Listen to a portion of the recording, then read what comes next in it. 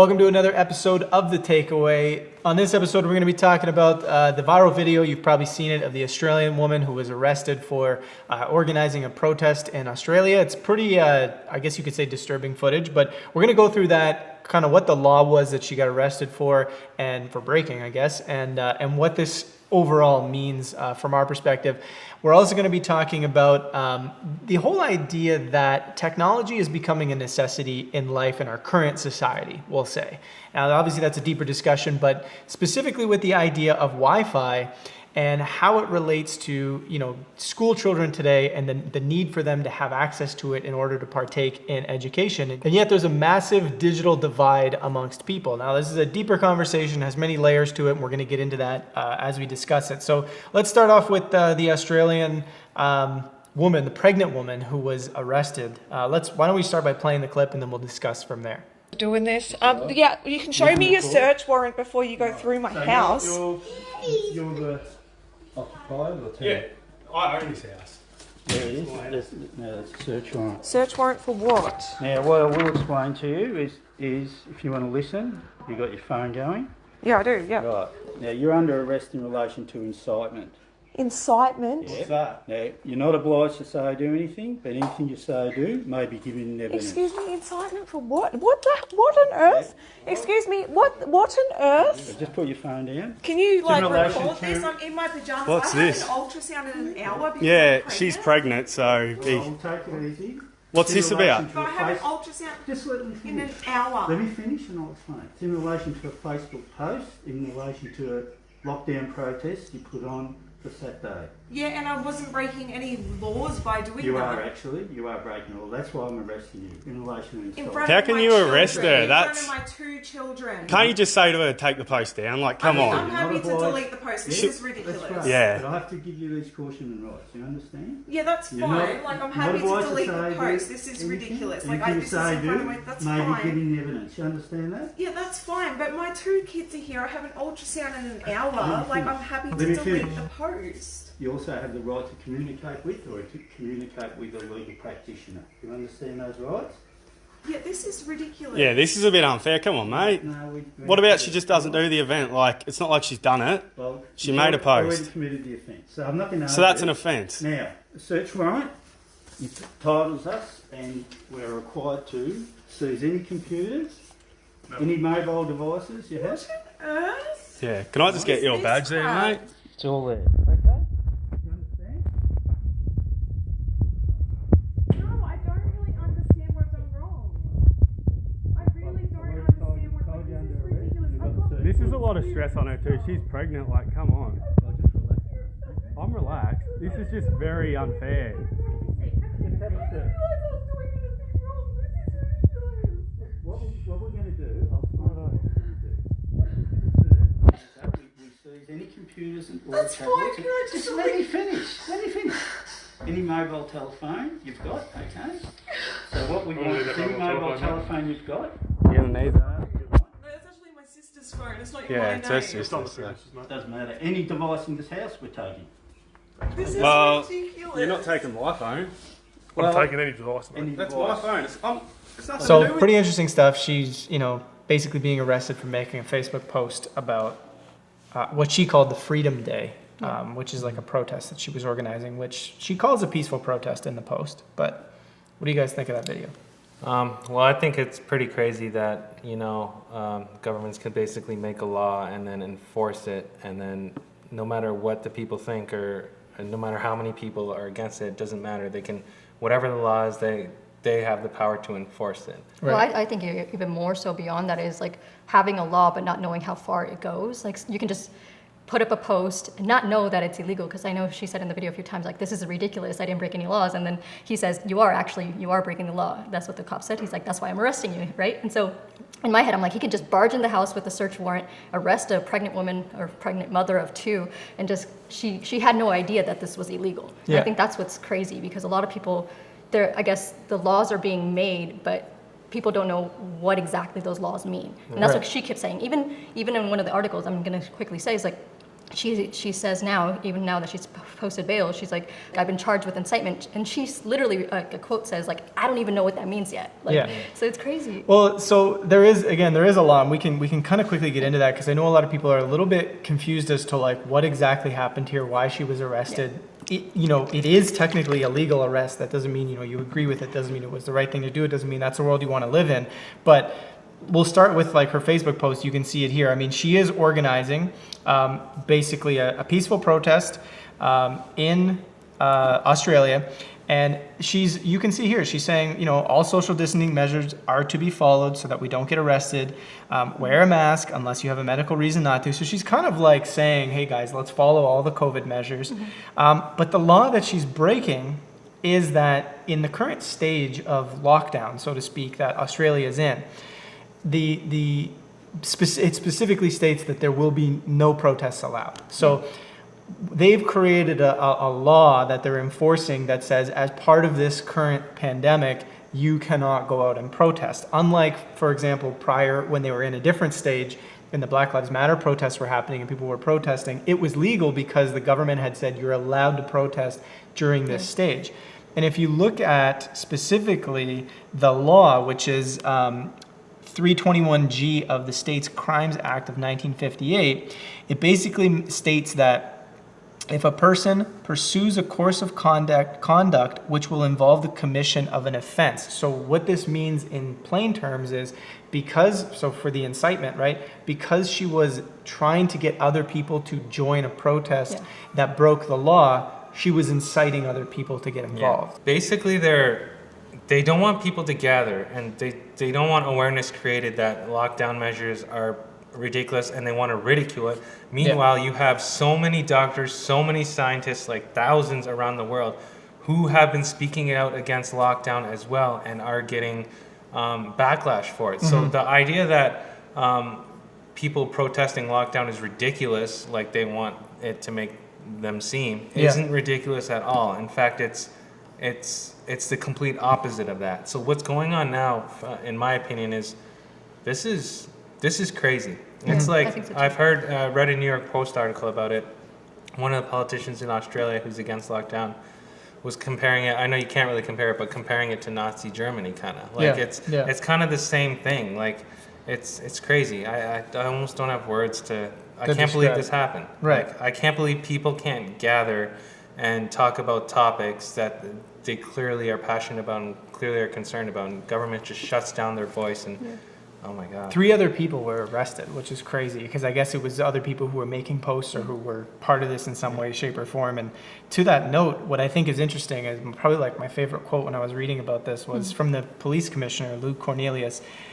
He says, "We remain very concerned, and in fact, outraged is probably a fair word, to say that there are still people in our community who think it's a good idea at the time of this deadly pandemic that we're all fighting, think it's a good time to leave their home and protest on our streets." And I think to myself reading that, I'm like, what deadly pandemic is he talking about? There is no deadly pandemic. You look at the infection fatality rate, you compare it to other respiratory viruses, you look at all the other scientists and doctors speaking out. There is no deadly pandemic. What we know for sure, this is mainstream knowledge, is this pandemic does not have a high mortality rate, period.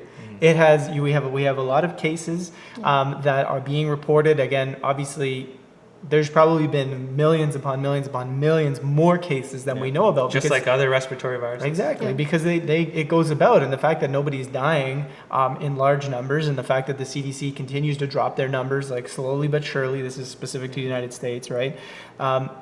It just shows that every major projection that came out about this virus from start to finish is being squashed by the same people who made the projections because they were wrong from the start. And the lockdown measures have caused more harm than good. And there's a lot of, there's a publication came out in the British Medical Journal showing how more people have died from lockdown measures because no access to healthcare. Yeah. Then you have the economic implications, I know I've said it before and said it again, what do we do, when it's quite clear that so many citizens disagree with the government, yet the government says this is it, this is how it is, and we can enforce whatever we want. What do we do? What can we do? Well, and I think what's interesting about that is actually looking at the Australian Human Rights Commission, the president of that actual commission. He Yeah. had some interesting words, and I was more so moved by some of the comments, which represents what a lot of people are thinking. Not everybody, of course, but I think this leads into the question that you're asking at the end of the day. Like So this video created outrage, sorry, but For sure. that's where you say a lot of the comments. Like it's Yeah. encouraging to see people. For yeah, sure. You know? So here's what the president said.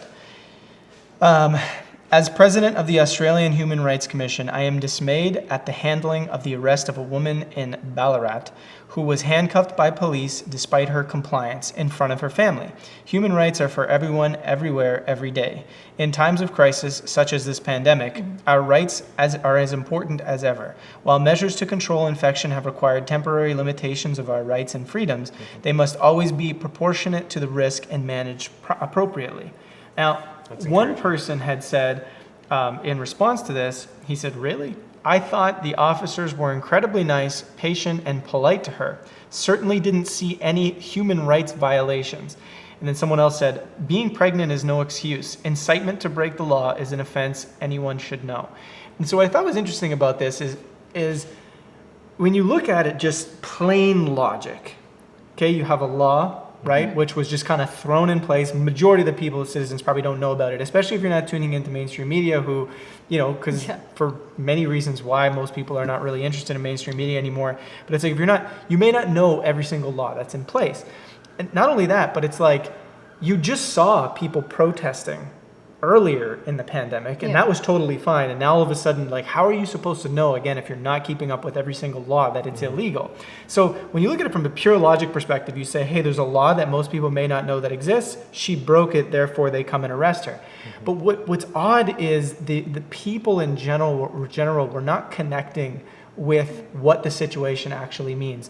If you were to take away the idea for a second that it's just like a law that has been broken, and you really look at what is happening, which is people are saying, I want our voices to be heard because I don't agree with what the elected government is doing about COVID, and I have no other way of getting their attention on a mass level. So we're going to do a protest, which is to allow a visual demonstration to get their attention, maybe get news coverage, right?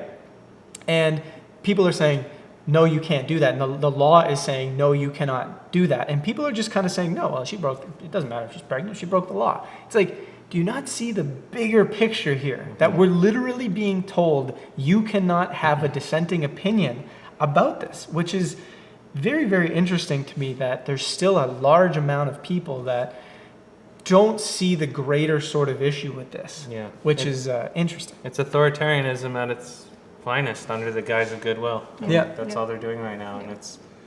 Yeah, I think even with that, I know the Commissioner Cornelius did say, protesting, which is not allowed under stage 3 or 4 restrictions, put frontline health staff and police at risk of contracting the virus and would make easing restrictions harder in the future. So again, with everything being said, it's like they still truly believe that her having put this together would be endangering other people and putting the frontline workers and the police and everybody at risk. So, I mean, they're still kind of backing it up like, no, this was perfectly okay to arrest her. We have great reasons to do so. So, I don't know, I think it's crazy. I'm just confused because how is something with such a low mortality rate such a threat? It's not. Well, I think they're just trying to keep the narrative at this point because they're ashamed. They're holding up a false narrative. Yeah. And it's also interesting because in Australia they have a COVID-19 Emergency Response Act, which they put into place a couple months ago, and it says that they can even come to your, and I'm reading straight here from the act, remove a child from any premises, place, vehicle, or vessel to a place of residence of the child or to a hospital or quarantine facility as the authorized officer thinks fit and may, in doing so, use such force as is reasonably necessary. Yeah. I mean, they can take your child from you if the state determines that they're in danger. Like, if someone is infected with COVID-19, it's quite clear again that it's like the flu. It's like the flu. This is what this science and data shows. You punch so many scientists, yet you get a couple of government scientists coming on CNN or TV saying this is a deadly pandemic, and everyone believes it. Meanwhile, they're shutting out everyone else. Well, and this is what I find so challenging, I think, about communicating these ideas. It's like people who've questioned this can see it. People who haven't questioned it what they believe is based on a narrative that is completely not true. And they right? don't want to see it. And so the challenge is you have people saying, I feel like I'm in the know, I feel like I'm in the know, and they're fighting with each other, right? And this is the challenge, and this is the power of mainstream media, right? It is like they're able to create a narrative, they're able to create a perspective, and people actually think, and like studies came out recently, basically saying that those that don't want to follow COVID-19 lockdown measures are essentially sociopaths. And it's like, well, hold on a second. There's a very big difference between blanketing statement and saying basically anybody who's ever questioned anything, any doctor, any scientist, any nurse, any politician, any human in general who has said, no, I don't agree with the lockdown measures and I don't think they're true. Now they're all of a sudden sociopaths. It's like, what? I wonder if they did the same thing with like cigarettes and stuff, right? Like, they're great for you. Oh yeah, I mean, doctors used to prescribe cigarettes. Yeah. You know, they spray DGT in people's hair, like, and yeah, now a couple studies have emerged saying, if you disagree with our narrative, you're a sociopath. Yeah.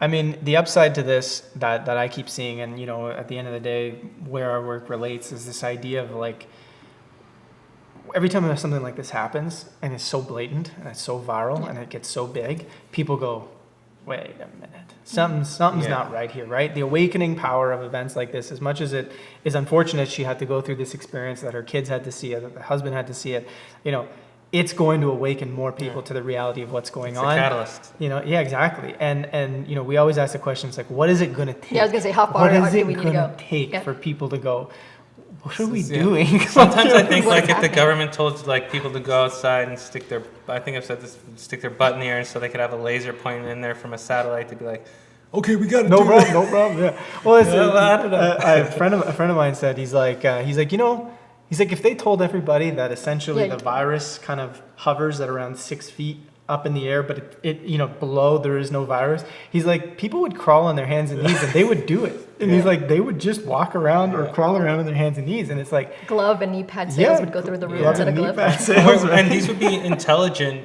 people like who in society who are Good, reputable. well-intentioned people that Yeah. just are not questioning Yeah. what's going on. Yeah, and then when like mainstream media, as we talked about their power, it's like not only do they have the power to create the narrative, they have the power to like make people like us, like we talk about sociopaths, like conspiracy theorists, like Yeah. dangerous for them. We're dangerous. Yeah. We're dangerous. We're putting everyone in harm's way. We should be shut down. Our Facebook page should be deleted, and we should maybe be arrested. Yeah, I was hoping to hear the sirens at this point.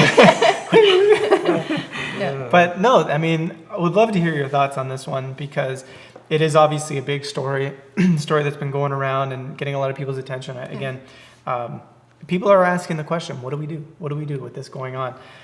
So love to hear your thoughts in the comments on this one. Let's move on. Thanks so much for watching this segment of The Takeaway. To watch the rest of this episode and all of the other exclusive content and original shows we have on CETV, head on over to cetv.one and consider becoming a member of our inner circle here at Collective Evolution.